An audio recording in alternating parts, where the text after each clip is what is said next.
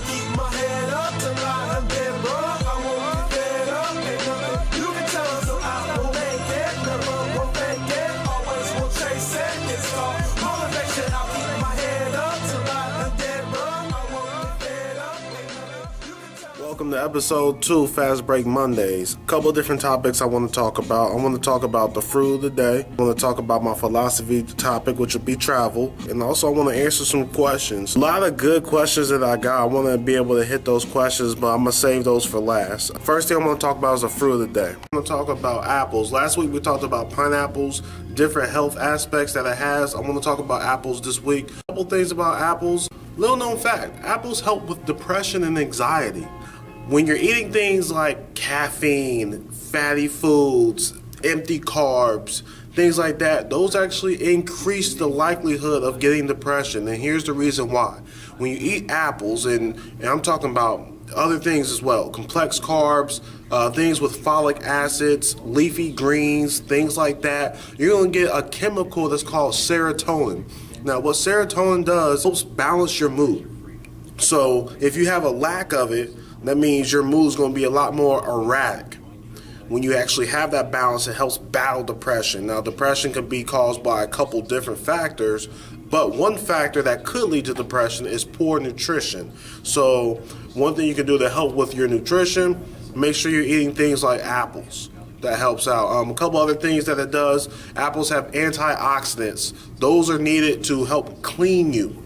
Help clean like some of the bad things that's in your body. Also has fiber, which helps you digest what you're eating. Other things that apples can do for you can help reduce cancer, diabetes, help with heart disease, all sorts of great things from apples. So definitely include apples into your daily diet. My philosophy topic of the day is travel. I'm a firm believer that everyone should travel. And my favorite thing about traveling is you get away from your normal day-to-day, you see things that are iconic, places that people have been and they love the places, they're taking pictures and they've had so much fun there, and you get to go there, you get to experience those things, you get to live that lifestyle. And it's nice to do that because once you do the same thing over and over and over again, you start becoming kind of complacent and you kind of get robotic. So it's nice to do something different, get out of that robotic mentality, keep your mind fresh, keep that creativity flowing. As kids, creativity is all in your mind. You have creativity, so much of it. As we become adults, the amount of creativity that we have decreases. And being able to travel and see new things that you didn't know were there, or things that you don't normally get to experience, will boost your creativity. And with that, depending on the type of job that you have or the type of relationship that you have, creativity can definitely help you out a lot. Let's take some of these questions of the day. First question I had was, what are some exercises you can do if you have a bad back? I'm going to talk about that on Wednesday because that ties in with the things that I have on Wednesday. I'm going to hold off on that one. Another question I have is, what's a healthy food choice? Every Monday I have fruit of the day. Always going to be a healthy food choice. If you're looking for something outside of fruit, favorite vegetable is spinach. What I like about spinach, it's low in fat, low in cholesterol, so in those things that you don't want to do too much of. So that's what I like about it. It has a lot of health benefits: protein, fiber, vitamins A, C, E, K, magnesium, calcium, iron, potassium, copper, all sorts of stuff in spinach. And also, eating spinach can help with muscle growth. It can help with muscle growth, so it can help with strength as well. So another reason why I like to eat spinach.